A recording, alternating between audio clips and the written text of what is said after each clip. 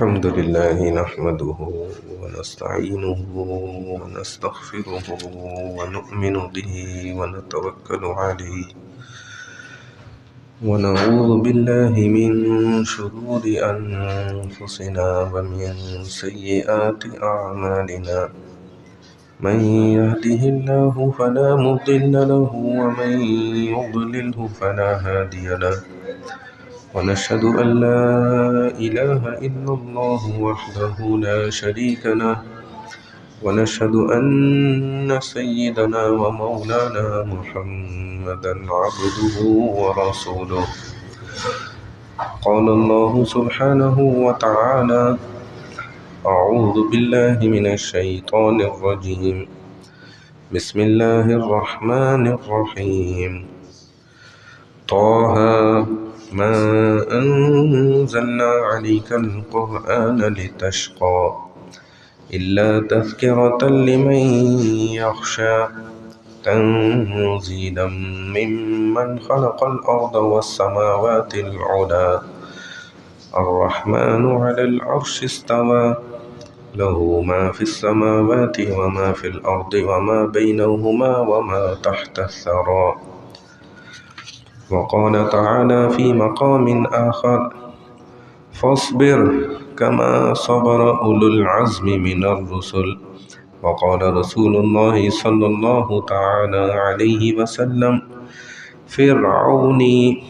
أشد من فرعون موسى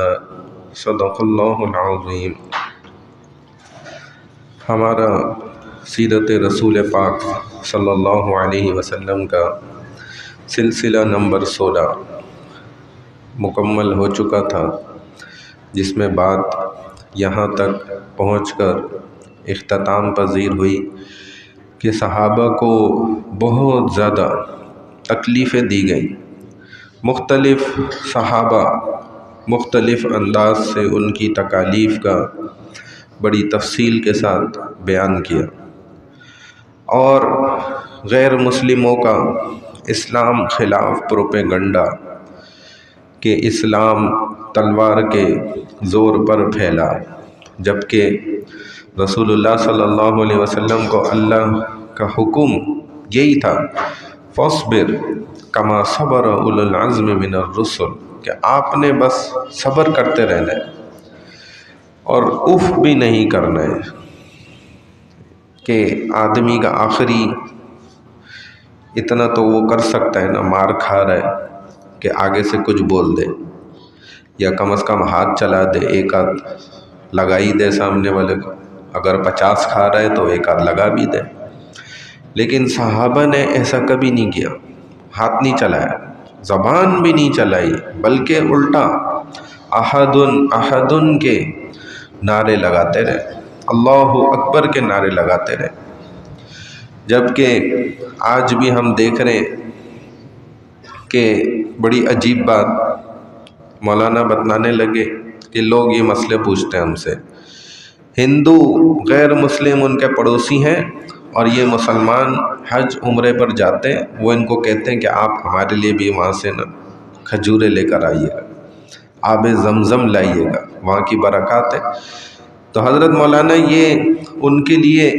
لے جانا اتنی بابرکت چیزیں، کہیں ہم گناہگار تو نہیں ہو جائیں گے؟ تو فرمایا نہیں بھائی، بالکل لے کر جاؤ۔ تو اس مسلمان کو اپنے ہندو غیر مسلم ہمسائے کی کتنی فکر ہے کہ وہ اپنے سب سے مبارک جگہوں پہ، یعنی کہ مکہ اور مدینہ کی، اس کے لیے کھجورے بھی لے کے جا رہا ہے، آب زمزم بھی لے کے جا رہا ہے۔ تو دیکھا جائے یہ مسلمان کیسے پھر دہشت گرد ہو سکتے ہیں، یا اسلام کو تلوار کے زور پہ کیسے پھیلانے والے ہو سکتے ہیں، جبکہ آپ نے خود دیکھا کہ 13 سال کیسے برداشت کرتے رہے، مار کھاتے رہے، لیکن کبھی جو ہے آگے سے ایک لفظ نہیں کہا، نہ ہاتھ پیر چلائے۔ تو آج تک اگر ہم دیکھیں نا، ظلم کی تاریخ میں بڑے بڑے ظالم گزرے، فرعون جیسے بھی، حامان، شداد، ابی بن خلف جیسے، لیکن یہ ظلم میں اس قدر ایسی سوچ رکھنے والے نہیں تھے جیسا ابو جہل تھا۔ ابو جہل نے جو ظلم کی تاریخ رقم کی ہے نا، رسول اللہ صلی اللہ علیہ وسلم نے جو پھر اس کے بارے میں فرمایا کہ فرعونی اشد من فرعون موسیٰ، کہ میرے زمانے کا فرعون ہے یہ جو ابو جہل، اور یہ موسیٰ علیہ السلام کے زمانے کے فرعون سے زیادہ سخت ہے۔ جبکہ موسیٰ علیہ السلام کے زمانے کے فرعون نے خدائی کا دعویٰ کیا، انا ربکم الاعلی، میں تمہارا سب سے بڑا رب ہوں، پالنے والا۔ لیکن اس کے باوجود جب وہ سمندر میں غرق ہونے لگا اور اس کی ناک کے نتھنے سے چند قطرے اندر داخل ہوئے تو اس کی فرعونیت نکل گئی، اور اسی وقت غوطہ کھاتے ہوئے وہ کہہ رہا تھا حتی اذا ادرکہ الغرق قال آمنت انہ لا الہ الا اللہ الذی، کہ میں تو اس یعنی کہ موسیٰ فرعون یہ جو بنی اسرائیل کا ہے، الذی آمنت بہ بنو اسرائیل وانا من المسلمین، میں اس پر جو ہے ایمان لے کر آتا ہوں موسیٰ علیہ السلام پہ، اور میں تو تسلیم کرنے والوں میں سے ہو گیا۔ یہ اس کی فرعونیت اس وقت نکل گئی۔ لیکن حیرت کی بات ہے کہ جب رسول اللہ صلی اللہ علیہ وسلم کے زمانے کا امت کا فرعون ابو جہل اور دو بھائیوں نے جب اس کی گردن بھی کاٹ دی، چند رگیں کہتے ہیں صرف باقی رہ گئی تھی، جڑی ہوئی تھی، چند رگیں گنتی کی، لیکن اس وقت بھی یہ جو معاذ اور معوذ دو بھائی تھے، تو اس وقت بھی ابو جہل نا ایسی تڑیاں لگا رہا تھا اور توبہ نہیں کر رہا تھا، ایمان نہیں لا رہا تھا، نہ اس کو کوئی خوف ڈر تھا، بلکہ الٹا جو ہے نا تڑیاں لگا رہا تھا کہ او غلام کی اولاد، تم اپنی تلوار سے میری گردن نہیں کاٹو، بلکہ مجھ سردار کی تلوار نکالو، اس سے گردن کاٹو، اور دیکھو نیچے رکھ کے گردن کاٹو یہاں سے، تاکہ پتہ چلے سردار کی گردن ہے۔ تو یہ اس کے تکبر کا علم تھا، ایسا بدبخت انسان، گردن کٹی ہوئی ہے لیکن آخری رگیں تب بھی جو ہے نا باز نہیں آیا۔ تبھی تو اللہ کے رسول صلی اللہ علیہ وسلم نے ایسی بات فرمائی نا۔ تو اس نے جو ظلم کرنے کا سوچا نا بی بی صفیہ رضی اللہ تعالیٰ عنہ کے ساتھ، دو سرکش اونٹ منگوائے اور بی بی صفیہ کے دونوں ٹانگوں پہ رسے باندھوائے، اور ان سرکش اونٹوں کے گردنوں میں وہ رسے باندھے، ان کو مخالف سمت کھڑا کیا اور حکم کیا کہ جیسے میں کہوں تو ان کو دوڑاؤ، ڈنڈے مارو، اور نیزہ لے کے درمیان میں کھڑا ہو گیا، دوڑایا، اور بی بی صفیہ کے شرمگاہ پہ نعوذ باللہ اس نے جو ہے نا وہ نیزہ مارا، تو کہتے ہیں دو ٹکڑے ہو گئے۔ ایسا ظلم تو تاریخ میں کہیں نظر ہی نہیں آتا، اس ظالم نے ایسے ظلم کی ہے۔ رسول اللہ صلی اللہ علیہ وسلم نے پھر اس کے متعلق یہ فرمایا، تب بھی بی بی صفیہ یہی فرما رہی تھی اشہد ان لا الہ الا اللہ، یعنی کہ یہ دیکھیں اسلام کے راستے کی سب سے یہ پہلی خاتون اول ہیں کہ جن کی شہادت ہوئی اسلام کے راستے میں، پہلی خاتون حضرت خباب ابن العرب رضی اللہ تعالیٰ عنہ، یہ ایک دفعہ بیٹھے تھے تو پوچھا صحابہ نے رضوان اللہ تعالیٰ علیہم اجمعین کہ آپ اپنے ابتدائی اسلام کا کوئی واقعہ سنائیں، کوئی بات ایسی ہو حیرت انگیز، ہمیں حیران کرنے والی، ابتدائی اسلام کا کوئی واقعہ سنائیں۔ تو فرمانے لگے کہ میں تو تمہیں کیا واقعہ سناؤں، بس میں تمہیں ایک چیز دکھاتا ہوں اپنی پشت، وہ دیکھ کر تمہیں سمجھ آ جائے گا پورے اسلام کی تاریخ واقعہ اس کے اندر موجود ہے۔ کہتے انہوں نے اپنی پشت سے قمیض کو ہٹایا اور مڑ کے ان کو دکھایا۔ صحابہ کہتے ہیں کہ ہم نے تو ایسی کمر کبھی کسی انسان کی دیکھی نہیں تھی، کہ ان کی کمر میں اندر تک گڑھے پڑے ہوئے تھے، گہرے قسم کے اور سیاہ ہوئے کالے رنگ، اور امیر المؤمنین حضرت عمر رضی اللہ تعالیٰ عنہ جیسے جلیل القدر صحابی بھی رو پڑے، آنسو نکل گئے ان صحابی کے، اور حیران ہو گئے، ان سے برداشت ہی نہیں کیا گیا، آنسو نکل گئے عمر جیسے کے۔ فرمایا خباب یہ کیا ہے؟ تو اب انہوں نے جو سارا بتلایا نا بڑے عجیب الفاظ، فرمانے لگے کہ عمر اللہ کا ہم نام لیتے تھے اور کفار ہمیں اور زیادہ سختی کے ساتھ مارتے تھے، آگ کے انگاروں پر مجھے لٹایا جاتا تھا، گھسیٹا جاتا تھا، اور وہ انگارے کوئی عام انداز میں تیار کیے گئے وہی نہیں ہوتے تھے، ایک تو ہوتا ہے لکڑی سے انگارے تیار کر لیے جائیں، کہتے ہیں پتھر سے انگارے وہ تیار کیے جاتے تھے، یعنی پتھروں کو خاص تیز آگ کے اندر جلایا جاتا تھا، جب وہ سرخ ہو جاتے تھے لال تو انہیں بچھاتے تھے، پھر مجھے لٹکا کر اس پر نہ میرے کپڑے اتار دیتے تھے اور پیروں سے مجھے گھسیٹتے تھے اس کے اوپر، تو پتھروں کے اوپر جو ہے نا مجھے رگڑ کھاتے تھے میرا جسم، میری پیٹھ، اور وہ پتھر جدھر جدھر ٹکراتے تھے ادھر کھڈے کرتے چلے جاتے تھے، اس قدر کھڈے ہو جاتے تھے پیٹھ میں کہ وہ پتھر بھی میری پشت سے پیٹھ سے نکلنے والی پیپ جو ہوتی تھی نا اس سے ٹھنڈے ہوتے تھے، وہ ان پر لگتی تھی تو یہ سرخ انگاروں والے پتھر وہ اس طریقے سے بجھا کرتے تھے، مجھے ان پر اکثر کھینچا جاتا تھا، لہذا پھر میری پیٹھ پر یہ گڑھے پڑ گئے، کوئی ہمیں چھڑانے والا نہیں ہوتا تھا کیونکہ ابتدائے اسلام کا وقت تھا اور مسلمانوں کی اس قدر طاقت نہیں تھی، چنانچہ سرکار دو عالم صلی اللہ علیہ وسلم کعبہ شریف میں ادھر بیٹھے ہوئے تھے اس کے پاس، اب یہی خباب رضی اللہ تعالیٰ عنہ حضور صلی اللہ علیہ وسلم کے قریب آئے، آ کر یہ بات کرنے لگ گئے کہ حضرت دیکھیں یہ کیا وقت ہم پر چل رہا ہے، اس قدر سختی، اور وہ وقت ایسا تھا کہ حضور کے قریب کوئی آ نہیں سکتا تھا، منع تھا، جو قریب آتا تھا رسول اللہ صلی اللہ علیہ وسلم کے اس کو کفار سردار قریش مکہ جو ہے نا پکڑ لیتے تھے اور وہ ان کی نظروں میں آ جاتا تھا، کیونکہ قریب آنا بالکل ممنوع تھا کہ محمد صلی اللہ علیہ وسلم کے قریب کوئی نہیں جائے گا، کیونکہ وہ یہ ڈرتے تھے کہ جب کوئی قریب چلا گیا اور اس نبی نے ان کو کوئی بات سمجھا دی، سنا دیا، قرآن ہی سنا دیا تو وہ ویسے ہی ہدایت پا جائے، وہ ہمارے جماعت سے نکل گیا اور رسول کے ہتھے چڑھ جائے گا، لہذا انہوں نے ایسا بائیک آؤٹ کیا۔ تو انہوں نے موقع دیکھ کے پہنچ گئے،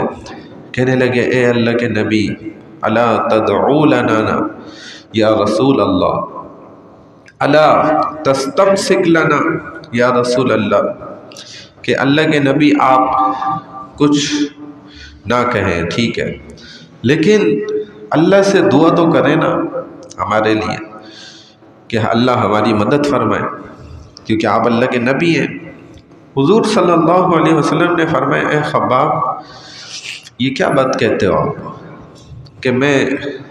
آپ دیکھتے نہیں ہو ہم سے پہلے بھی لوگ ایسے گزرے ہیں کہ جنہوں نے اس دین کی خاطر اپنے جسم کے دو ٹکڑے ہونے کو پسند کیا، ایسے بہت سے انبیاء بھی گزرے، حضرت شیش علیہ السلام کا واقعہ، تو تم ابھی سے گھبرا گئے ہو، ایک ایک دن میں 7 نبیوں کو شہید کر دیا گیا ایک دن میں، اور کہتے ہیں کئیوں کو جو ہے پھانسیاں لگا دی گئیں،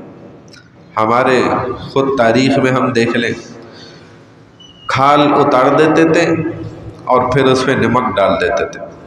یہ علماء نے قربانیاں دی ہیں، اس ملک کے بننے میں بھی نا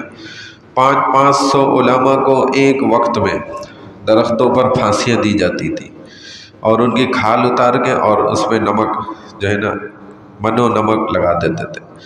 اور اس سے جو تکلیف ہوتی ہے وہ تو جس کو ہوتی ہے وہی جانتا ہے، ہم تو اس کا اندازہ نہیں کر سکتے، لیکن تب بھی حضور صلی اللہ علیہ وسلم نے ان کو صبر کا ہی حکم کیا اور فرمائے کہ دیکھو ایک وقت آئے گا اللہ کا دین تو پھیلے گا، چاہے یہ کچھ بھی کر لے، دین دنیا میں غالب آ کر رہے گا، اور ایک وقت آئے گا اگر ایک عورت مکہ سے صنعاء شہر جو یمن کا ایک علاقہ تھا، شہر تھا، وہاں تک کا سفر کرے گی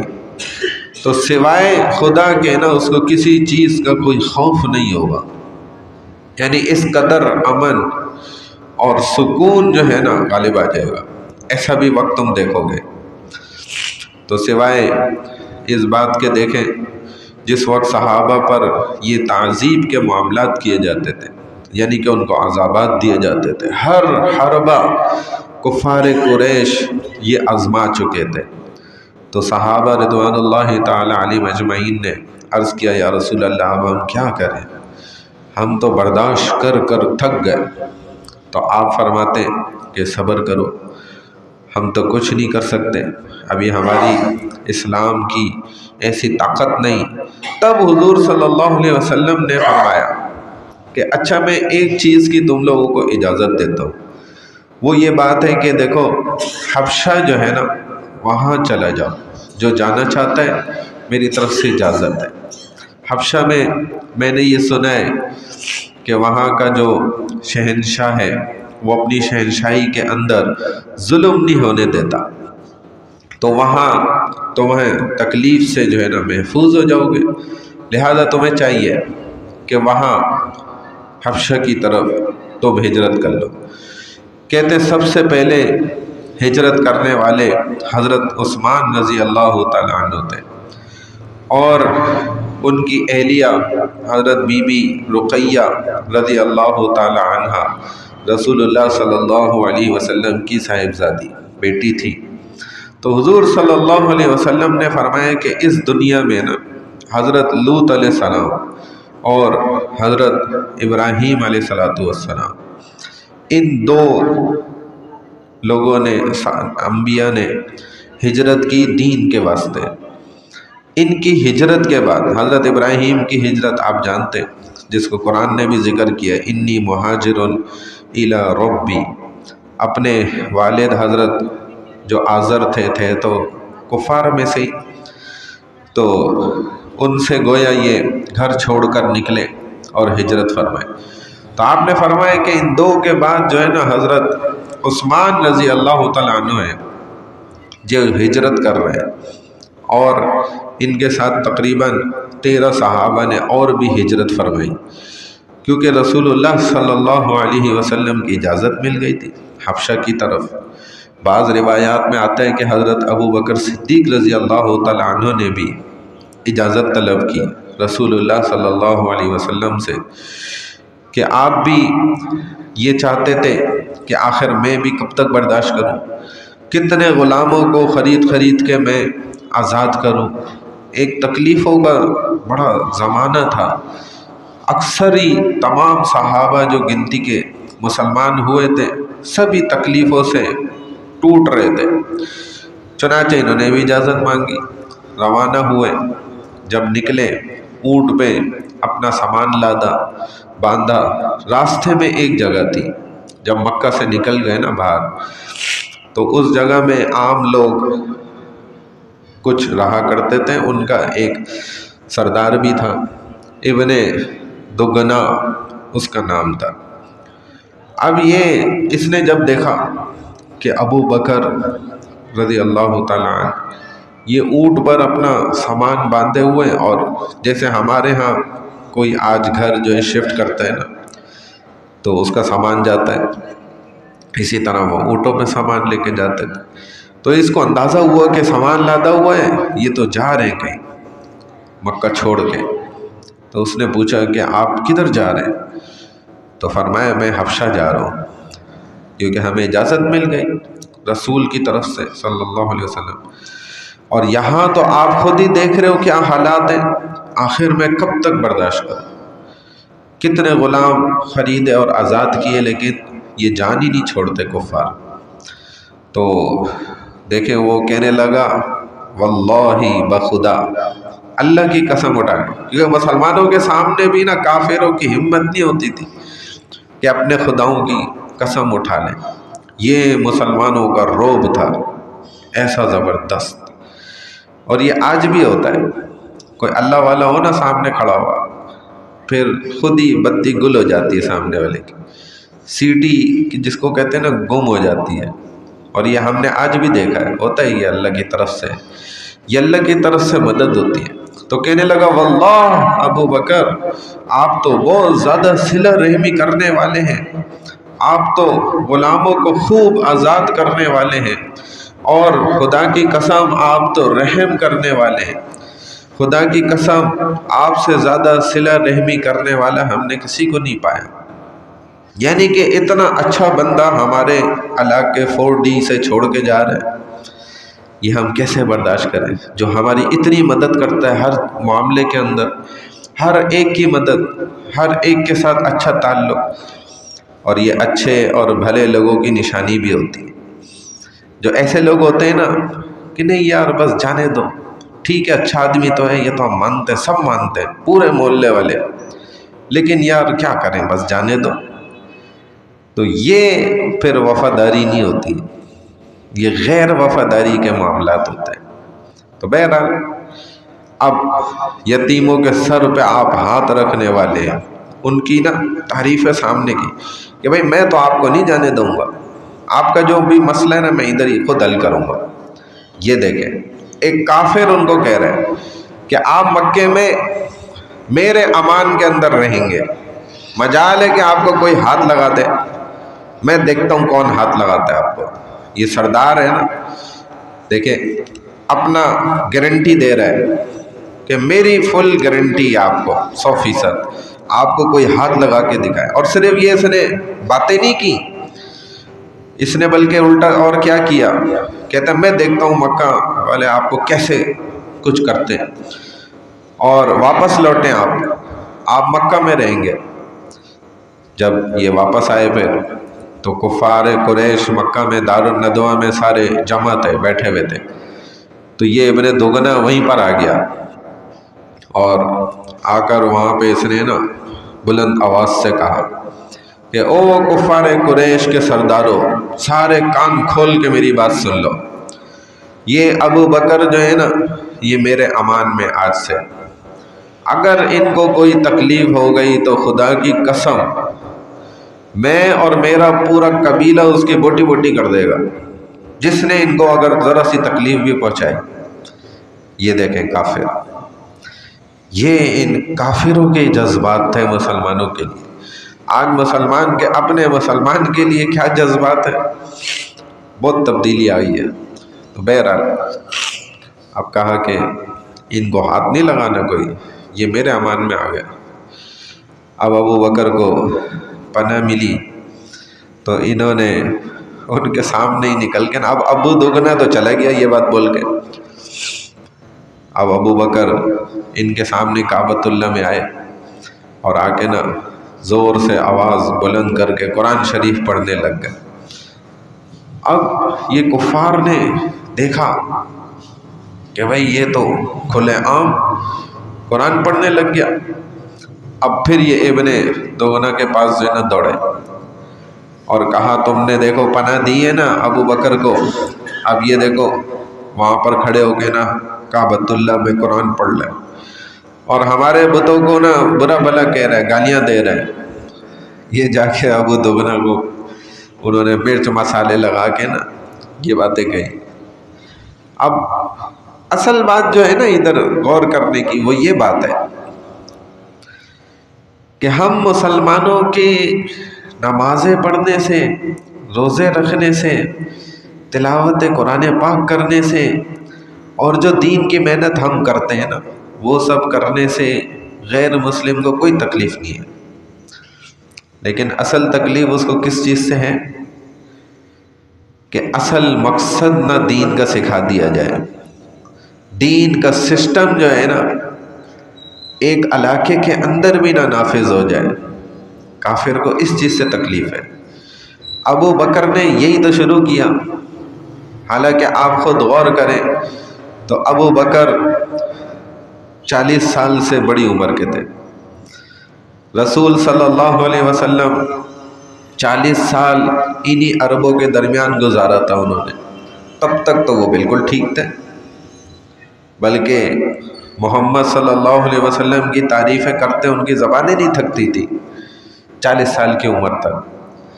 اور ابو بکر کی تعریفیں کرتے ان کی زبانیں نہیں تھکتی تھی، لیکن جیسے ہی آواز بلند کری کلمے کی، کلمے کا نعرہ لگایا تو جھگڑا پڑ گیا۔ مسئلہ اصل تکلیف تو یہاں سے شروع ہوئی کہ جب بھی آپ دین کی دعوت کے لیے کھڑے ہو جائیں گے، دین کا نظام نافذ کرنے کے لیے کھڑے ہو جائیں گے کہیں بھی، بس پھر یہ تکلیف برداشت نہیں ہے۔ اگر جیسا ماحول ہے اسی میں ہم مل جل کر رہیں کہ اجی بس جو ماحول ہے نا انہی کے ساتھ، جیسے محلے والے ان کے ساتھ انہی کی طرح سے نا مل جل کے بس وقت نکالیں، اور مل جل کے تعلقات سب کے ساتھ نا اچھے ہونے چاہیے، تو کوئی مسئلہ تھوڑی پڑے گا۔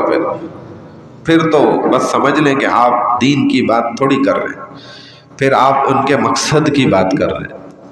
بلکہ ایک مولوی صاحب فرماتے تھے کہ جس کی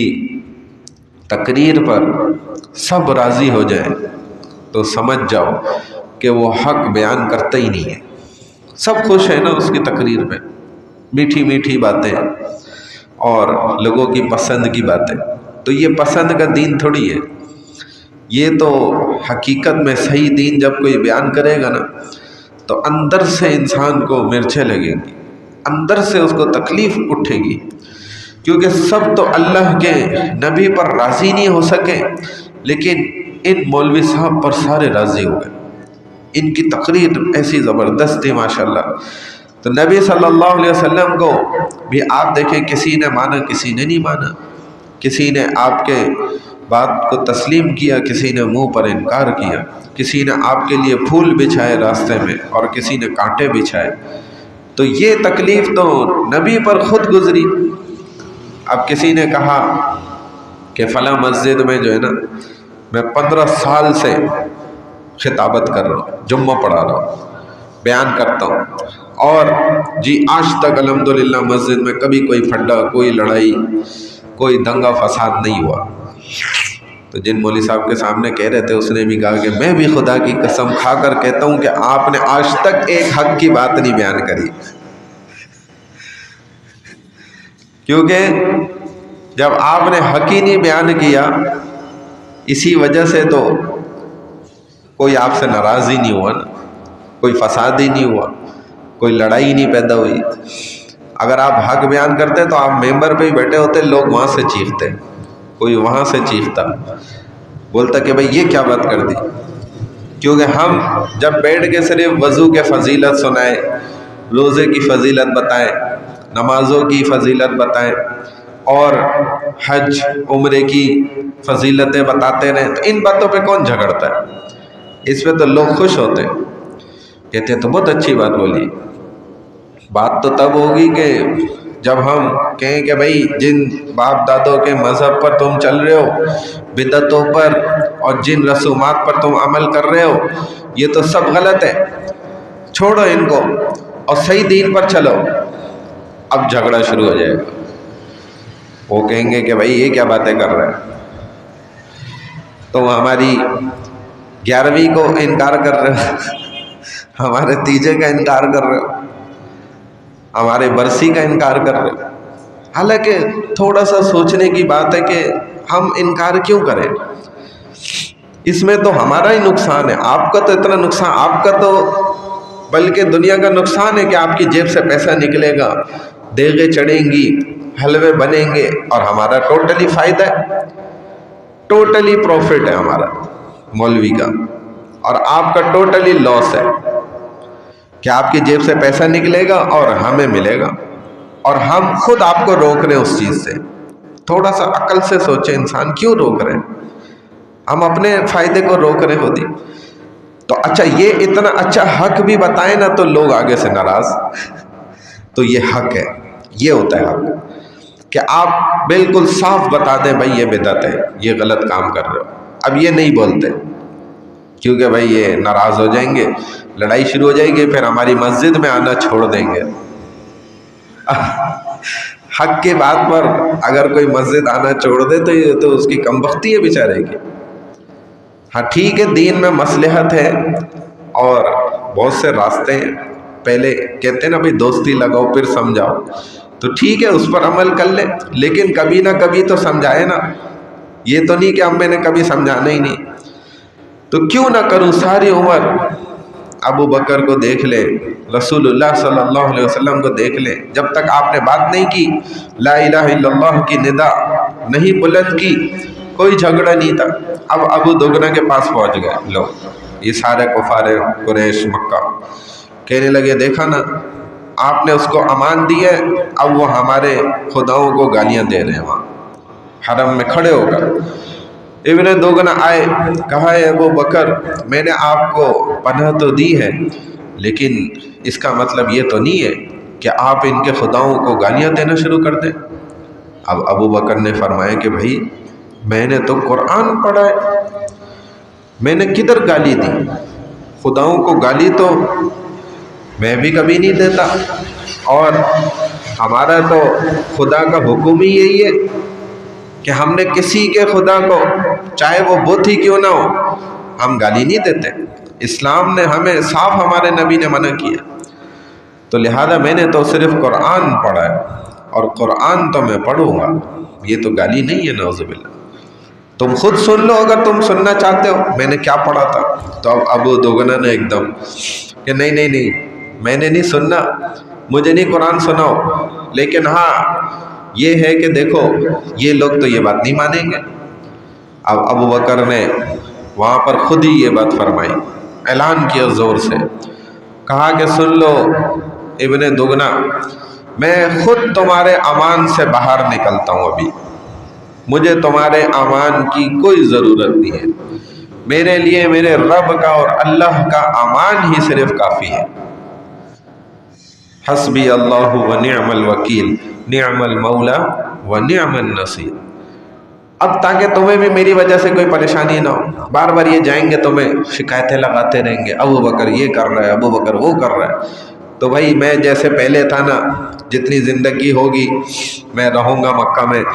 جب نہیں رہے اللہ نے فیصلہ کیا ہوگا تو نہیں رہوں گا. اب حضرت عبداللہ ابن مسعود رضی اللہ تعالیٰ عنہ نے جا کر،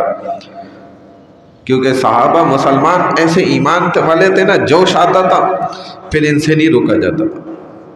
اب ان کو بھی ایک دم جوش چڑھ گیا، تو وہاں کعبۃ اللہ میں حرم میں پہنچ گئے، اور یہ بہت کمزور صحابی تھے، جیسے کمزور جسم کا انسان ہوتا ہے. وہاں پہ قرآن پڑھنے لگے زور سے. کفار مکہ قریش نے ان کو پکڑا اور اس قدر مارا، اتنا ان کو تشدد کیا، کہتے ہیں لو لہان ہو گئے، سر سے لے کے پیر تک خون آلود، اور چہرہ نہیں پہچانا جاتا تھا. جسم کا کوئی حصہ ایسا نہ تھا کہ جس پر زخم نہ آیا، ہر حصے پہ زخم. حضور صلی اللہ علیہ وسلم عیادت فرما رہے ہیں اب ان کی، اور دلاسا بھی دے رہے ہیں، ہاتھ بھی پھیر رہے ہیں جسم پہ، اور صبر کی تلقین کر رہے ہیں، اور یہ فرما رہے ہیں آگے سے کہ یا رسول اللہ آپ اجازت دیں میں پھر جا کے پڑھوں. تو یہ ایسا جوش، ایسا جذبہ کہ اس مار کھانے سے تکلیف نہیں ہو رہی، اور مزہ آ رہا ہے کہ بھائی ہم نے اللہ کے نام پر مار کھائی ہے، کسی عام بات پر تھوڑی مار کھائی ہے. تو ایسا جذبہ. اب حضرت عمر کا، یہ کافر تھے جس وقت، بڑا بدن ان کا طاقتور تھا، اور کہتے ہیں کہ جوان، جبار، سخت قوت والے تھے، اور اپنے وقت کے طاقتور لوگوں میں شامل تھے. یہ جا رہے تھے تو ایک عورت، اس کا نام تھا ام عبداللہ، ان کی والدہ تھی عبداللہ کی، اندھیرے میں کھڑی تھی، یہ بھی مکہ چھوڑ کے نکلنے کے لیے تیار تھی، سامان اپنا اونٹ پہ لادا ہوا تھا، باندھا ہوا تھا، اور اندھیرے میں موقع دیکھ کے وہاں سے نکلنا چاہتی تھی. انتظار میں کھڑی تھی، سواری ساتھ تھی، کسی کا انتظار کر رہی تھی. تو انہوں نے دیکھ لیا, گئے پوچھا کہ بھائی اس وقت ادھر کیا کر رہی ہو؟ او فلانی عورت. تو یہ کہتی ہیں میں عمر کا بڑا خوف تھا اس وقت بھی, کفر کے زمانے میں بھی عمر کا دبدبہ تھا. کہتی ہے میں گھبرائی.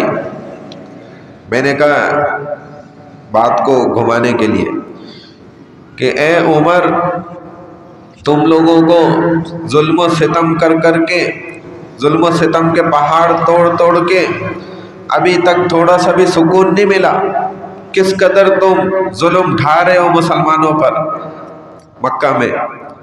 اور کس قدر ان کو مار رہے ہو.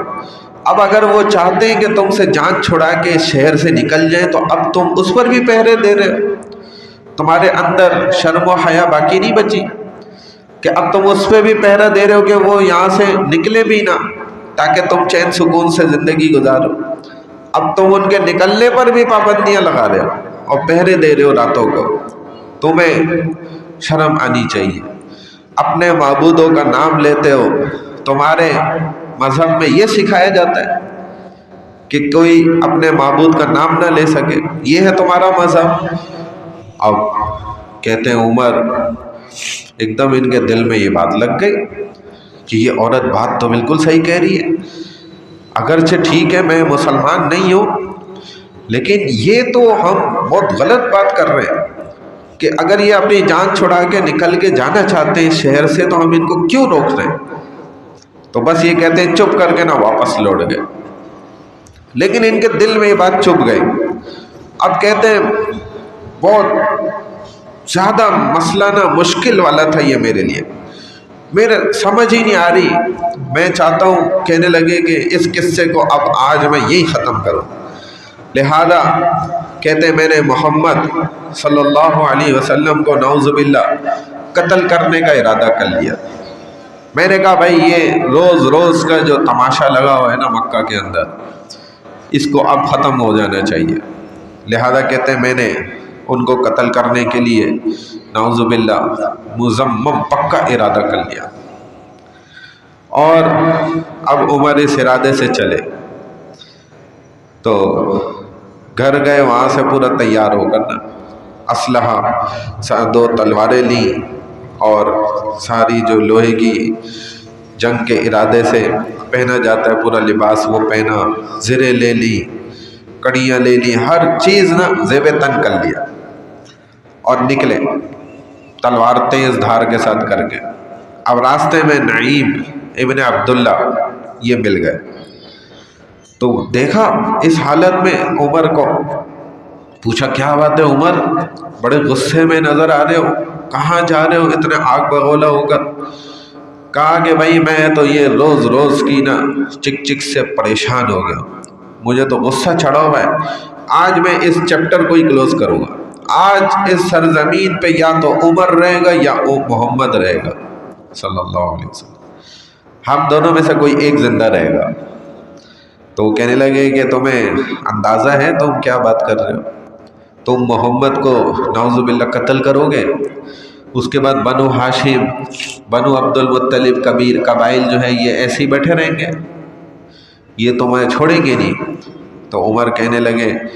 کہ یہ ساری باتیں میں پہلے ہی سوچ سمجھ کے نکلا ہوں,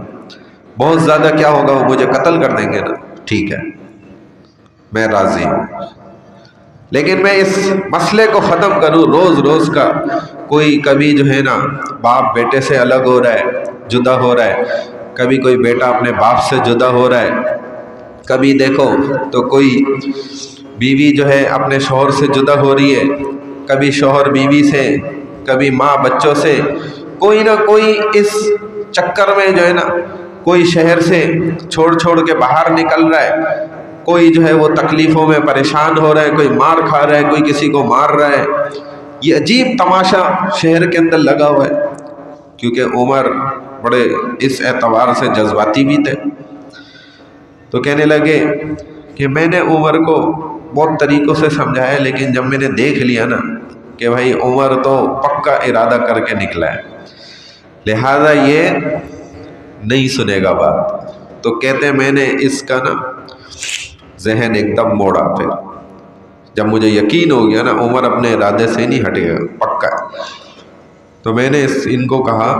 کہ اچھا ٹھیک ہے، تم نے جب فیصلہ کر ہی لیا تو تم محمد کو تو کیا قتل کرو گے، پہلے تم اپنے گھر کی خبر تو لے لو، تمہیں اپنے گھر کے حالات کا پتہ ہے، تیری تو اپنی بہن جو فاطمہ ہے نا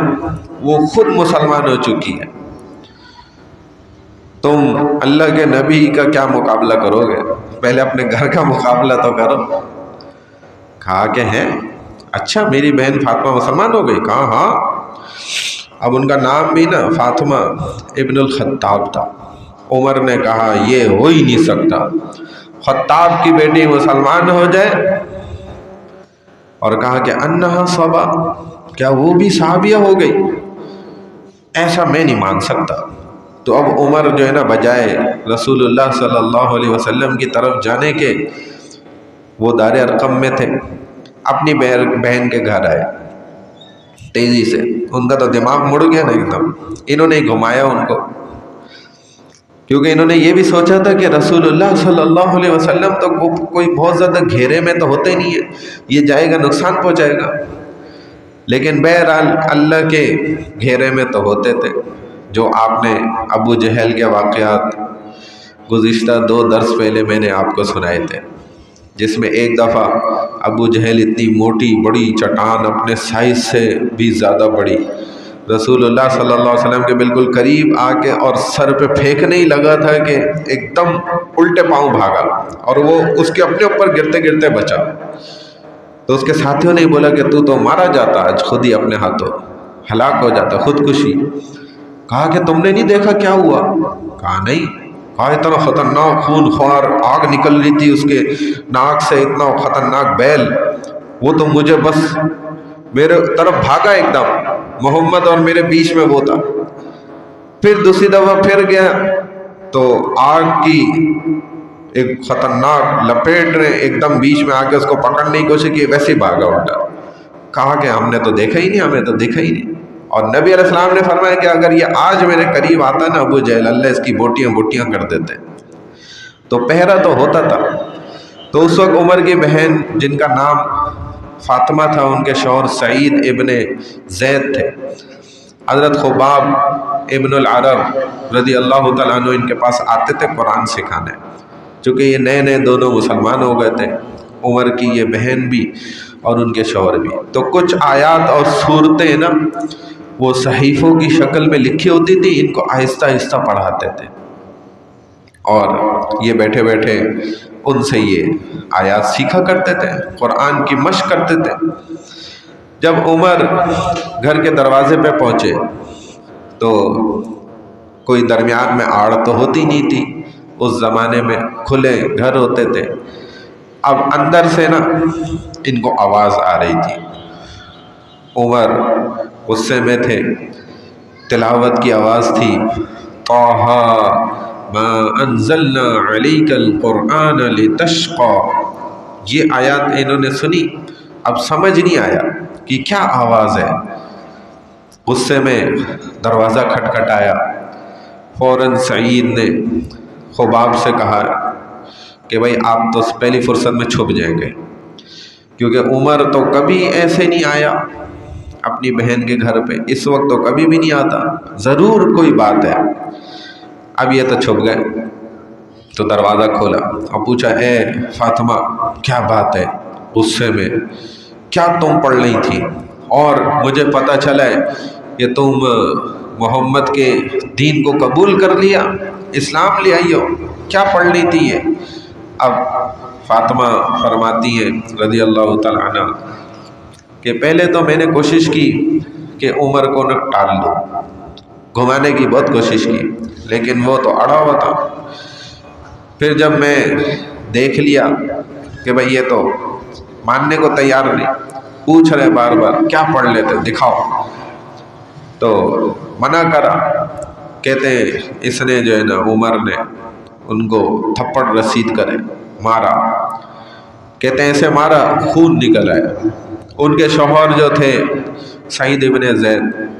وہ بھی درمیان میں آئے، بچانے، کیونکہ عمر تو بڑے سخت انسان تھے، شدید طاقتور تھے۔ وہ درمیان میں آئے، ان کو الگ مار لگی، کبھی بیوی درمیان میں آتی پھر مار لگتی، پھر یہ آتے، دونوں پٹ رہے، اور وہ خباب تو چھپے ہوئے تھے۔ یہ سلسلہ چل رہا، اب دونوں کو مار رہے ہیں، خون نکل آیا۔ پھر بیوی فاطمہ فرمانے لگی کہ اے عمر، یہ تم کیا کر رہے ہو؟ تمہیں تمہارا مذہب یہ سکھاتا ہے؟ ایک چلو ٹھیک ہے، میں تمہاری بہن نہیں صحیح، ایک عورت تو ہوں، تم یعنی کہ عورت پر ہاتھ اٹھا رہے ہو، یہ تمہارے مذہب نے تمہیں سکھائے؟ ادھر تم اپنی بہادری ظاہر کر رہے ہو ایک عورت کے اوپر، تو عورت پہ بہادری ظاہر کرنا یہ تم نے عمر کہاں سے سیکھا ہے؟ یہ بزدلی کی علامت، یعنی کہ اس وقت جو ایسا زمانہ جاہلیت تھا نا، ان کے لیے یہ طعنے خطرناک تھے۔ اور سن لو عمر، اگر تیری رگوں کے اندر بھی خطاب کا خون چل رہا ہے نا، تو میں بھی تیری بہن ہی ہوں، میری بھی رگوں میں جو خون چل رہا ہے وہ خطاب کا ہی ہے، تو لہذا سن لے میری بات، تو مجھے ادھر کارڈ بھی دینا، تو میں دین محمد سے نہیں پھروں گی، میں بھی کٹنے مرنے کو تیار ہوں، جا تو نے جو کرنا کر لے، میں محمد مصطفیٰ صلی اللہ علیہ وسلم کا دین ہرگز نہیں چھوڑوں گی کہ ادھر آؤ ظالم ہنر آزمائے، تم تیر آزماؤ اور ہم جگر آزمائے۔ تو یہ دین والوں کا ہے معاملہ، جب شدت پکڑ جاتا ہے نا، اللہ کی محبت، رسول خدا صلی اللہ علیہ وسلم کی محبت، انہوں نے تو چند دنوں میں حاصل کر لی تھی، ہم عمریں لگا کے نہیں حاصل کر پائے۔ تو فرمائے کہ آج جتنا زور لگا سکتا ہے نا عمر لگا لے، آزما لے، آج خطاب کی بیٹی کو بھی تو دیکھ لے گا۔ اب عمر کے دماغ میں ایک دم یہ بات آئی کہ ضرور یہ بات تو صحیح ہے اس کی، مار مار انسان تھک بھی جاتا ہے، خون دیکھ لیا، پھر انہوں نے تانا دے دیا،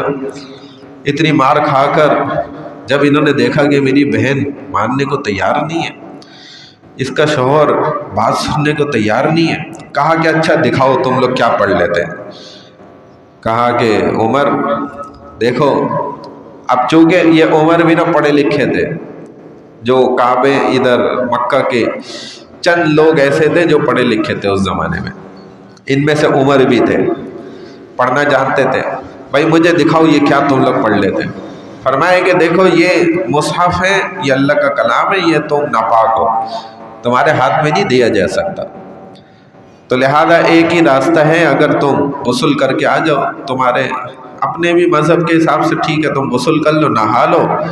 تو ہم تمہیں پھر دے سکتے ہیں۔ اب یہ دوسری ضرب لگ گئی عمر پہ، یعنی کہ عمر اس قابل ہی نہیں ہے کہ جس دین پر یہ لوگ چل رہے ہیں اس کی عبادت کو ہاتھ بھی نہیں میں لگا سکتا، یہ میری قابلیت۔ تو اب اتنے میں خباب بھی باہر نکل کے آ گئے، جب انہوں نے دیکھ لیا معاملہ کچھ ٹھنڈا ہو رہا ہے تو یہ چلے گئے، انہوں نے غسل کیا۔ اور اللہ کی شان دیکھیں کہ ایک طرف تو یہ عالم ہے، یہ واقعہ سلسلہ چل رہا ہے، دوسری طرف رسول اللہ صلی اللہ علیہ وسلم کعبۃ اللہ میں بیٹھے اور دعا کیا کر رہے ہیں، اللہم اعز الاسلام، کہ اے اللہ اسلام کو عزت دے دیجئے۔ دو آدمیوں میں سے نا، ایک عمر بن خطاب تھے اور دوسرے عمر ابن حشام ابی جہل، ان دو عمر میں سے نا ایک کو آپ مسلمان کر دیں، تاکہ جو ہے نا جتنے کمزور ضعفاء مسلمان ہیں یہ ان کا مقابلہ نہیں کر پا رہے، تو ان میں سے کوئی ہوگا نا تو کچھ پلڑا ہمارا بھی بھاری ہوگا، پھر کچھ مقابلے کی صورت پیدا ہوگی، کیونکہ یہ ہمیشہ ہوا کہ اسلام کا، انبیاء علیہ السلام کا اور علماء کا ساتھ دینے والے ہمیشہ کمزور لوگ رہے، علاقے کے غرباء حضرات۔ یہ آپ آج بھی ٹیسٹ کر سکتے ہیں، یہ کوئی مشکل بات نہیں ہے، آپ کسی بھی مسجد میں چلے جائیں، اپنے محلے کی مسجد میں جائیں، اپنے علاقے کی مسجد میں جائیں، وہاں پر آپ دیکھ لیں آپ کو جو بڑی تعداد ملے گی نا زیادہ، وہ غریب لوگ ہوں گے۔ امیر لوگ ان کے پاس وقت بھی نہیں ہے اتنا، اور وہ آپ کو کہاں ملیں گے؟ سینما ہاؤسز میں مل جائیں گے، سینما گھروں میں، مختلف ڈیفرنٹ شوز میں مل جائیں گے، کلبس میں آپ کو مل جائیں گے، اور گانے باجے، ٹی وی، مختلف شوز میں جو ہے نا ان کی محفلوں میں آپ کو وہ نظر آ جائیں گے۔ اب جب خباب نے قرآن سامنے رکھا، پڑھا، طٰہٰ ما انزلنا علیک القرآن لتشقى الا تذکرۃ لمن یخشیٰ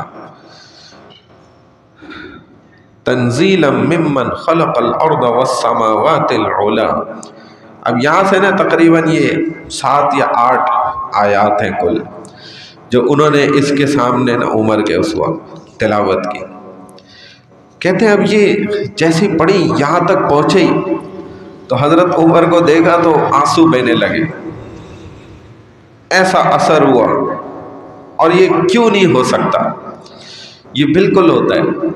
کہ آدمی جب اخلاص کے ساتھ قرآن سنے اور پڑھے تو قرآن ایسا اثر پیدا کرتا ہے اس کے اندر کہ جس کی مثال بیان نہیں کی جا سکتی۔ یہ ناممکن ہے کہ وہ اثر ہی نہ کرے، یہ قیامت تک اثر کرے گا۔ تو پرانے دور کی بات ہے، ایک آدمی نے نا دیہات میں رات میں ایک جلسہ رکھا، ایک عالم نے واقعہ سنایا تھا، ان کے والد کو اس جلسے میں نا تقریر کے لیے بلایا گیا تھا، دیہات میں رکھا اس نے۔ اور ظاہر ہے دیہات میں عام طور پہ جو ہے وہ بجلی کا انتظام نہیں ہوتا، تو 14ویں چاند کی رات تھی، اس میں روشنی زیادہ ہوتی ہے۔ اب اسی رات میں اس نے یہ جلسہ رکھا کہ بھائی عشاء کی نماز پڑھائیں گے، اس کے بعد مسجد میں بڑا جلسہ ہے۔ اب ان کو بعد میں پتہ چلا جب 14ویں رات آ گئی نا اور جلسے کا وقت بھی قریب آ گیا تو پتہ چلا جی ادھر تو محفل لگ رہی ہے، اور جو ہمارے ادھر دیہات کا بڑا زمیندار ہے اس کے تو بیٹے کی آج شادی ہے، اور اس نے تو گانے باجے والیاں بلائی ہوئی ہیں، اور ان کی تو اپنی محفل ادھر جمے گی قریبی۔ تو اب یہ عالم صاحب جو ہے نا پہنچ گئے وہاں۔ جب پہنچ گئے تو انہوں نے بتلایا کہ حضرت میں بڑی معذرت کرتا ہوں آپ سے، میں نے آپ کو تکلیف بھی دے دی، آپ پہنچ بھی گئے، لیکن ہمیں ابھی پتہ چلا کہ ہمارے ہاں کا جو بڑا زمیندار ہے اس کے بھی بیٹے کی آج شادی ہے، لہذا اس نے تو بڑی گانے باجے والی جو ہے نا عورتیں بلائی ہوئی ہیں،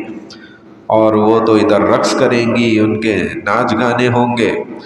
تو لہذا یہ ہمارے دیہات کے لوگ تو مسجد میں کیا آئیں گے، یہ تو اسی محفل میں سارے اکٹھے ہو جائیں گے، تو ہم بڑی معذرت کرتے ہیں کہ ہم نے آپ کو تکلیف بھی دے دی اور بلا بھی لیا۔ تو مولوی صاحب نے کہا بھائی چلو کوئی بات نہیں، خیر ہے۔ کہتے عشاء کا نماز کا وقت قریب آ گیا، نماز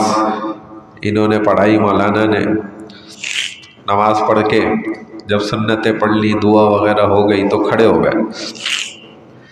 کھڑے ہو کے کہنے لگے کہ بھائی دیکھو لوگوں، بات یہ ہے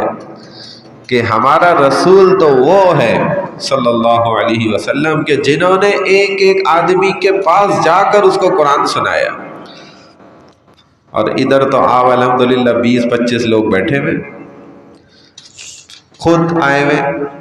تو میں آپ کو کیوں نہیں سناؤں گا، ضرور سناؤں گا۔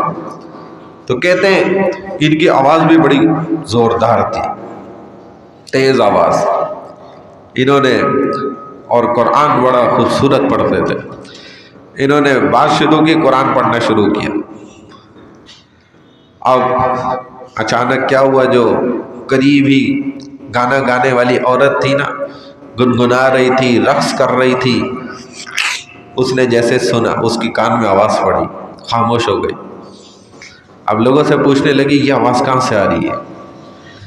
لوگوں نے کہا وہ بس ایک جاہل مولوی جو ہے نا آیا ہوا ہے ادھر مسجد میں بیٹھا ہوا ہے، اور اپنی جو ہے نا بس باتیں بتا رہا ہے۔ اسی طرح انہوں نے نا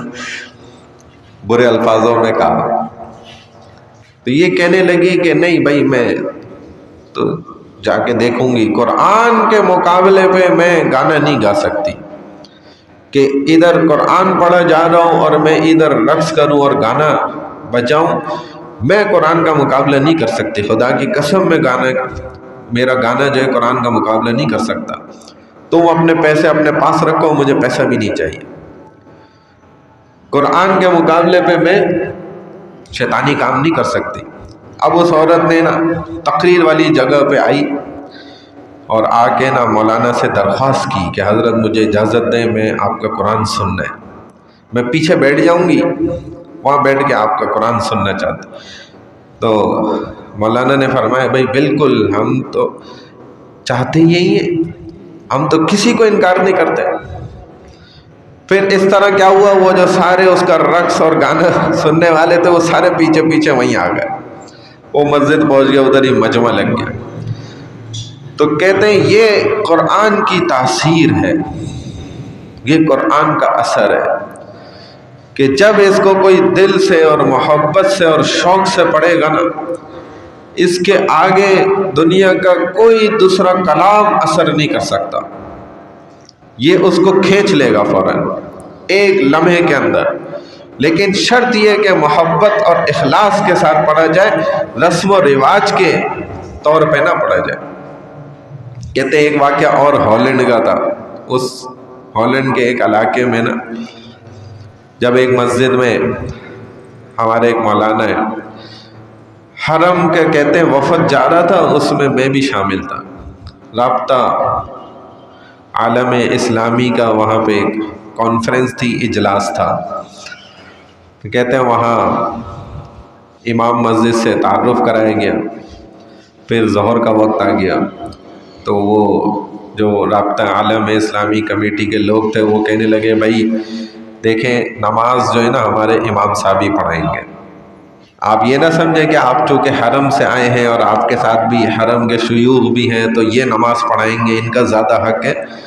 تو بات ایسی نہیں ہے، نماز ہمارے جو امام صاحب منتخب ہیں وہی پڑھائیں گے۔ تو انہوں نے کہا بھائی بالکل ٹھیک بات ہے، ہم تو نہیں کہتے کہ ہمارا کوئی بندہ نماز پڑھائے گا، بالکل امام صاحب ہیں، انہی کا ہی حق ہے، وہی نماز پڑھائیں گے۔ اب ظہر کی نماز کا وقت تھا تو انہوں نے نا 2 رکعت نماز پڑھائے اور اس میں تلاوت بھی زور سے کی۔ اب نماز ہو گئی، یہ تو مسافر لوگ تھے، ان کو تو پڑھنی 2 رکعت تھی، سلام پھیر لیا۔ نماز کے بعد نا امام صاحب سے پوچھا کہ حضرت آپ نے 2 رکعت پڑھائی، ظہر میں 4 رکعت ہوتی ہیں اور آپ نے تلاوت بھی زور زور سے کی، ثنا بھی زور سے پڑھی، سورہ فاتحہ بھی زور سے، پھر سورت بھی، پھر حتیٰ کہ سبحان ربی الاعلیٰ سبحان ربی العظیم بھی زور زور سے پڑھ لیتے، التحیات بھی زور سے پڑھی ساری۔ تو کہا بھائی ایک دفعہ میں نا ایک جگہ میرا جانا ہوا تھا، وہاں عرب لوگ شیوخ تھے، تو وہاں ہم نے بھی جب ظہر پڑھی تو انہوں نے 2 رکعت ہی پڑھائی تھی اور تلاوت بھی زور سے کی تھی، لہذا میں نے تب سے وہی سنت اپنا لی۔ اب ان بیچارے کو پتہ نہیں تھا، وہ اتنے سیدھے آدمی تھے کہ بھائی وہ تو انہوں نے جمعہ پڑھایا تھا۔ اب یہی لطیفے کا واقعہ ادھر بھی ڈی ایچ اے میں ایک پیش آیا، 2 نوجوان لڑکے، وہ اتفاق تھا کہ جمعے کا دن تھا اور جمعے کو عام طور پہ باہر کے اسپیکر بھی کھول دیے جاتے ہیں تو آواز دور دور تک جاتی ہے۔ اب ان کے کان میں کہیں پڑ گئی آواز، اب ایک نے دوسرے کو کہا یار دیکھو مسجد سے آواز آ رہی ہے، پتہ نہیں کیوں میرا آج دل کر رہا ہے نماز پڑھ لوں جا کے۔ دوسرے نے کہا ہاں یار میرا بھی موڈ ہو رہا ہے، چلو پھر چلتے ہیں۔ اب دونوں نے جا کے نا جمعہ پڑھ لیا اندر۔ جب پڑھ کے باہر نکلے تو ایک نے دوسرے سے کہا بھائی تو نے دیکھا مولوی صاحب نے کیسے ہماری نماز خراب کرائی؟ کہا یار بالکل میں نے تو دیکھا، تو بتا کیا پوائنٹ کی بات ہے؟ تو اس نے کہا دیکھ یار ظہر میں تو 4 رکعت ہوتی، انہوں نے تو 2 رکعت پڑھائی۔ تو دوسرے نے کہا بالکل تو نے ویلڈ پوائنٹ بولا ہے، میں بھی ایک پوائنٹ کی بات بتاتا ہوں، ظہر میں تو خاموش نماز پڑھائی جاتی ہے، اتنی زور زور سے چلا کے تلاوت کر رہے تھے، پتہ نہیں گھر سے تنگ تھے کیا بات تھی۔ بیوی نے کچھ کہہ دیا تھا، اتنی زور زور سے تلاوت کر رہے تھے، حالانکہ زور میں تو خاموشی سے نماز پڑھائی جاتی ہے۔ کہتے بس یار چھوڑو، انہوں نے ہماری نماز ہی خراب کر دی آج، اتنے عرصے میں پہلی بار ہم نماز پڑھنے گئے تھے، وہ بھی انہوں نے کیا کر دی۔ تو ایک دفعہ نا ایک جگہ گئے، ایک ہمارے مولوی صاحب، تو وہاں جا کے نا انہوں نے پوچھا کہ بھئی آپ کے ہاں جو ہے نا جمعے کی کیا ترتیب ہوتی ہے؟ جیسے ہمارے ہاں بھی پوچھتے ہیں نا بھئی ادھر جمعے کی کیا ترتیب ہے، کس ٹائم پہ جمعہ ہے، کتنے بجے ہوگا، آخری وقت کیا ہوگا۔ تو یہی پوچھا انہوں نے کہ بھئی آپ کے اس علاقے میں جمعے کی کیا ترتیب ہے؟ تو انہوں نے پتہ کیا کہا، انہوں نے کہا دیکھیں جمعے کا حکم تو ہے، لیکن ہم لوگ کیا کرتے ہیں کہ ہر مہینے کے پہلے اتوار کو نا جمعہ پڑھ لیتے ہیں، اور پھر ہم جمعہ نہیں پڑھتے، بس ایک دفعہ پڑھ لیتے ہیں، اتوار کو چونکہ چھٹی ہوتی ہے اور موقع اچھا ہوتا ہے سب کے پاس، تو ہر مہینے میں ایک بار پڑھ لیتے ہیں، بس جان چھوڑ جاتی ہے۔ تو جب یہ عالم ہو دین کا، یہ وقت آئے گا، رسول اللہ صلی اللہ علیہ وسلم نے فرمایا کہ صرف دین کا نام رہ جائے گا، قرآن صرف کتاب کی شکل میں ہی ہوگا، بڑے بڑے قیمتی فانوس کے اندر قرآن کو سونے کے حروف سے، الفاظوں سے لکھا جائے گا، لیکن عمل کرنے والا ایک بھی نہیں ملے گا۔ لیکن اگر قرآن صحیح معنی میں سن لیا جائے، شوق اور محبت سے پڑھ لیا جائے، اور پھر یہ ہو ہی نہیں سکتا کہ اس پر عمل نہ کرے، پھر ضرور دل سے اس پر عمل کرے گا۔ تو جب یہاں پہنچے نا، فبکیہ عمر ابن الخطاب رونے لگ گئے۔ عمر فوراً پوچھا کہ خباب سے کہو یا سعید سے کہو کہ مجھے محمد صلی اللہ علیہ وسلم کے پاس لے چلے۔ محمد صلی اللہ علیہ وسلم اس وقت کدھر ہوں گے، کہاں ملیں گے ہمیں، تو بس مجھے لے چلے۔ کہا کہ دیکھیں محمد صلی اللہ علیہ وسلم دار ارقم میں ہوں گے اس وقت۔ کہنے لگا دیکھو اس وقت گرمی بہت ہے۔ عمر کہہ رہے سخت گرمی ہے، ہو سکتا ہے وہ مجھ سے نہ ملے، تو کوئی اور وقت رکھ لیں یا کیا کہتے ہو؟ کہا کہ عمر کیا بات کرتے ہو، وہ رحمت دو عالم ہیں، دو جہاں کے لیے رحمت بن کے آئے ہیں، وہ تو اس بات کے منتظر رہتے ہیں کہ ان کے پاس کوئی آ جائے، وہ تو منتظر رہتے ہیں، وہ کبھی انکار نہیں کریں گے، وہ کوئی عام سرداروں کی طرح والے انسان نہیں ہیں، آپ ان کو سمجھ نہیں پائے۔ تو عمر آئے دروازے پر، اب وقت تو اتنا تھا نہیں کہ وہ اپنی زریں اور تلواریں یہ سب ہٹاتے، اسی حالت میں تلواریں ہاتھ میں، وقت ہی نہیں تھا، تیزی سے آ گئے۔ اب کمرے میں سیدنا حمزہ رضی اللہ تعالیٰ عنہ تھے، انہوں نے جب دیکھا عمر اس حالت میں، لڑائی کا لباس ہے، جنگ کا لباس پہنا ہوا تھا، تلوار لگی ہوئی تھی، ہتھیار بالکل تیز دھار کے ساتھ،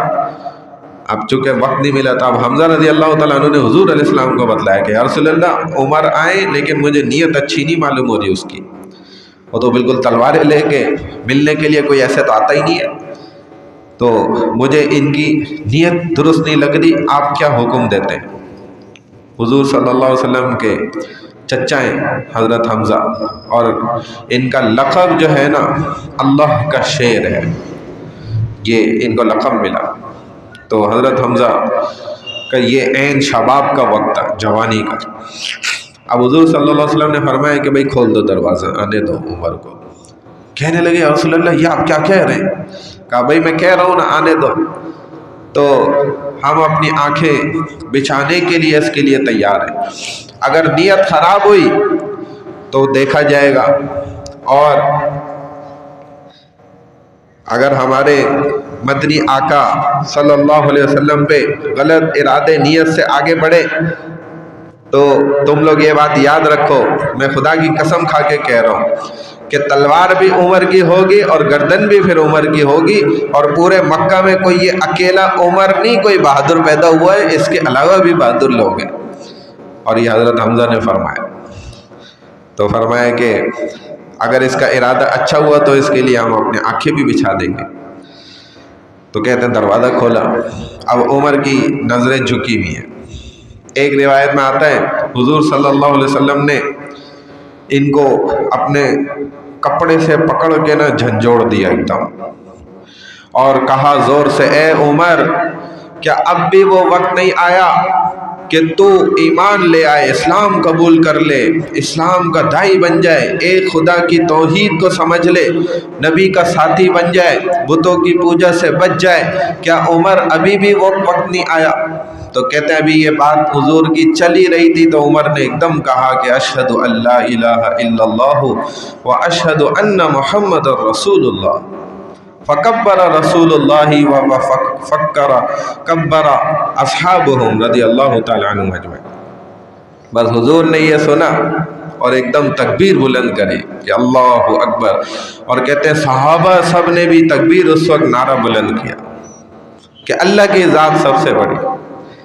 ایک صحابی نے فرمایا عمر تم تو تلواریں اٹھا کر قتل کے لیے نکلے تھے،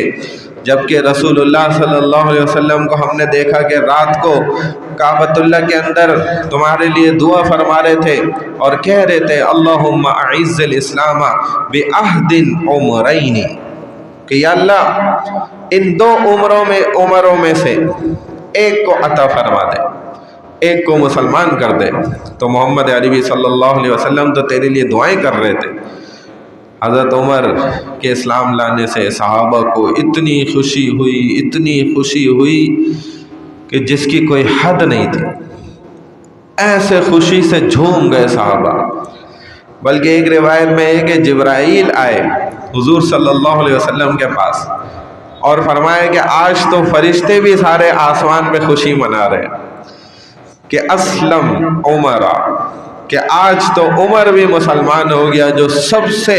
بڑا مخالف دشمن تھا اسلام کا، مسلمانوں کا، وہ بھی اسلام لے آیا۔ اب کچھ ہی دیر گزری، چونکہ جوش جذبے والے صحابی عمر کہنے لگے، فرمانے لگے یا رسول اللہ میں ایک بات کہتا ہوں کہ لات و عزا جھوٹے بتوں کو پوجتے رہے، حرم میں کھلم کھلا 360-65 بت رکھے ہوئے، ان کی پوجا کر رہے ہیں، اور ہمارا دین جو کہ حق ہے، چھپ چھپ کر ہم مختلف عمارتوں میں اس کی کیوں عبادت کر رہے ہیں؟ اصل دین حق تو یہ ہے جو اب ہمارے کو مل گیا، مجھے حاصل ہو گیا۔ تو حضور صلی اللہ علیہ وسلم کو انہوں نے بہت تیار کیا۔ ایک طرف کہنے لگے کہ ہم یہ 40 صحابہ ہیں نا، یہ بیچ میں چلتے ہیں، آپ آگے چلیں، میں ایک طرف میں عمر ہوں گا، ایک طرف یہ حضرت حمزہ ہوں گے، میں دیکھتا ہوں کون ہاتھ لگاتا ہے آج۔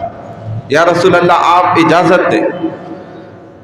حضور صلی اللہ علیہ وسلم نے جب یہ جوش جذبہ دیکھا، نبی علیہ السلام نے اجازت دے دی۔ حضور علیہ السلام راضی ہو گئے کہ آج یہ دعوت جو چھپ کر کی جا رہی تھی، آج یہ کھلم کھلا کی جائے گی، چونکہ یہ تو حق ہے۔ اب آج پہلی دفعہ یہ ہو رہا ہے، اور آگے حضور صلی اللہ علیہ وسلم میں پیچھے درمیان سارے 40 صحابہ ہیں، دائیں جانب حضرت حمزہ رضی اللہ تعالیٰ عنہ ہیں، بائیں جانب حضرت عمر رضی اللہ تعالیٰ عنہ ہیں، اور سب صحابہ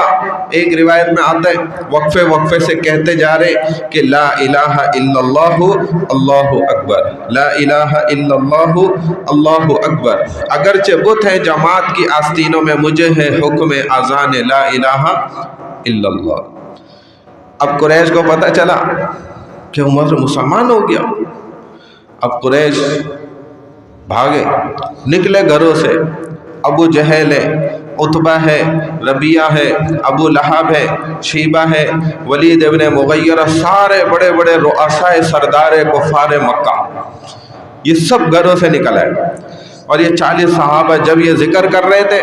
اور وہ آواز بلند ہو رہی تھی تو گویا ایسا معلوم ہو رہا تھا کہ مکہ کے پہاڑ بھی ساتھ ساتھ ذکر کر رہے ہیں۔ اب سارے قریش حیران ہو کر کھڑے دیکھ رہے تماشا۔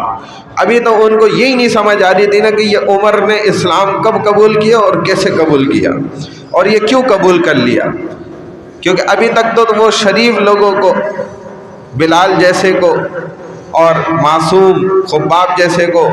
ان سب کو اذیتیں دے رہے تھے نا، تعذیبیں کر رہے تھے۔ اب جب عمر ان کی ٹکر کا آ گیا نا، اب سارے قریش سناٹے میں کھڑے ہوئے، چپ کھڑے ہوئے، سمجھ نہیں آ رہی۔ اب یہ کعبۃ اللہ کے قریب آئے، تیز آواز عمر کی ایسی جو ہے نا خطرناک آواز تھی، کہتے ہیں بعض مورخین نے لکھا ہے کہ جب عمر غصے سے دھاڑتے تھے تو عورتوں کے حمل گر جاتے تھے۔ یہ مورخین نے لکھا ہے، حدیث میں نہیں ہے کہیں۔ تو انہوں نے وہاں پہ نا یہ بلند آواز سے کہا، اشہد ان لا الہ الا اللہ و اشہد ان محمد رسول اللہ۔ آج اگر کسی کو اپنی بیویوں کو بیوہ کرانا ہے تو آ جائے سامنے، اپنے اولادوں کو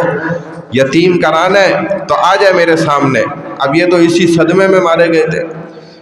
کہ یہ عمر اسلام کب لے آیا، اب وہ تو ٹکر پہ کوئی آنے کا سوچ ہی نہیں سکتا تھا۔ لیکن اب عمر جیسے کو وہ جب دیکھ رہے تھے نا سامنے، تو اب انہوں نے اپنی عبادت کی کھلم کھلا، پھر مکمل عبادت کر کے واپس لوٹے۔ کہتے ہیں یہ کفار قریش، رؤسائے مکہ سردار، یہ سب بھی بالکل مایوس ہو کر نا وہاں سے اپنے گھروں کو لوٹ گئے۔ انشاءاللہ زندگی رہی تو اگلے اتوار اگلا سلسلہ بیان کیا جائے گا۔ اللہ میں عمل کی توفیق عطا فرمائے۔ الحمدللہ رب العالمین والعاقبۃ للمتقین والصلاۃ والسلام علی سید الانبیاء والمرسلین نبینا محمد وعلی آلہ واصحابہ اجمعین۔ اللہم اہدنا فیمن ہدیت وعافنا فیمن عافیت وتولنا فیمن تولیت وبارک لنا فیما اعطیت۔ یا ارحم الراحمین، ہم سب کے تمام چھوٹے بڑے گناہوں کو اپنے فضل و کرم سے معاف فرما دیجیے۔ یا اللہ تمام خطاؤں لغزشوں کو تہیوں سے ہماری حفاظت فرما دیجیے۔ یا اللہ جتنے بھی مسلمان پریشان حال ہیں سب کی پریشانیوں کو دور فرما دیجیے۔ بیمار حال ہیں تمام کو صحت شفا کاملہ عاجلہ نصیب فرما دیجیے۔ اس دنیا سے رحلت فرما چکے ان تمام کی مغفرت فرما دیجیے۔ یا اللہ رسول اللہ صلی اللہ علیہ وسلم کی سیرت پہ ہم سب کو عمل کرنے کی توفیق عطا فرما دیجیے۔ آگے دوسروں کو بھی یا اللہ یہ سارے جو سیرت کی باتیں ہیں ان کو پہنچانے کی توفیق عطا فرمائیے۔ یا اللہ ہماری تمام دعاؤں کو، نیک حاجات کو اپنی بارگاہ عظیم قبول و منظور فرما لیجیے۔ سبحان اللہ و بحمدہ، سبحانک اللہم و بحمدک، نشہد ان لا الہ الا انت، نستغفرک و نتوب الیک۔ آمین برحمتک یا ارحم الراحمین۔